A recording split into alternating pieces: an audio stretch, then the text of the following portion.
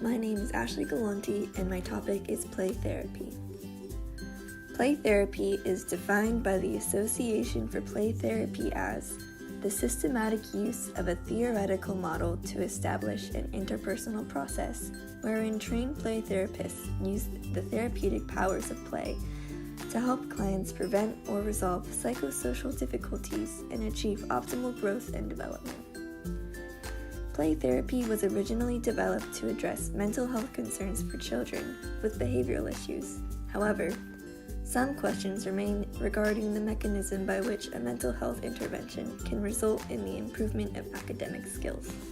Researchers have examined the effectiveness of using play therapy, specifically child-centered play therapy and nature-based child-centered play therapy, to address a variety of behavioral concerns such as ADHD symptoms in children.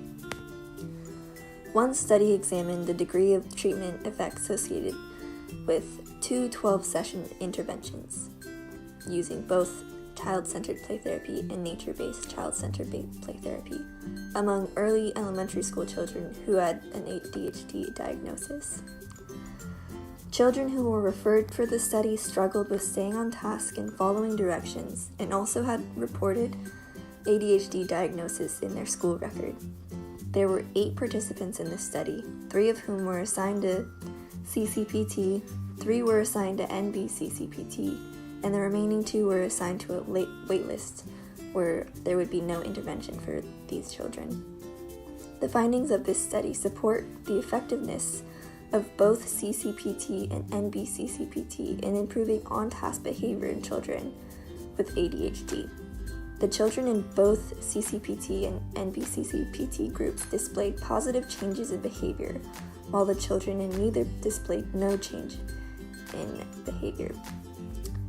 The implications for this practice are that CCPT and NBCCPT both offer developmentally focused interventions that show promise in reducing symptoms of ADHD in elementary children that are widely available and accessible for school counselors and other mental health clinicians. CCPT requires the purchase of simple play materials that are inexpensive and easily obtained, and often readily available in school settings. These approaches are appropriate for schools and agencies with a small budget, as the training resources are accessible and the materials are low cost. A different play therapy study focused on the long-term effectiveness of CCPT on academic achievement in normal functioning first graders. Researchers in the study examined the use of CCPT from pre-intervention to mid-intervention, which was 16 sessions, to post-intervention, which was 26 sessions in total. All 23 first graders attended the 16 sessions of CCPT over 8 weeks, and then 10 additional sessions over 10 weeks, totaling 26 sessions.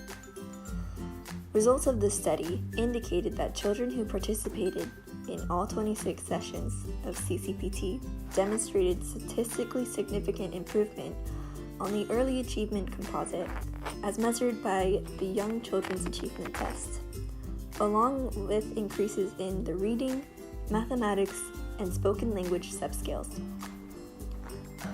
These findings appear to demonstrate that long-term child-centered play therapy could be an effective preventative intervention in assisting the academic achievement levels of school-age students, and further research utilizing this approach should be explored. In the present school system, children are under a great deal of pressure and scrutiny to perform academically, as much of their success is based on statewide, standardized test scores, and CCPT could assist with the stress and mental well-being of these children. Researchers have found that elementary school children respond positively towards creative interventions utilized by school counselors, such as CCPT or NBCCPT. By incorporating play therapy interventions throughout a school counseling program, school counselors may advance the school climate by providing more developmentally appropriate strategies to bolster academic and social success in students.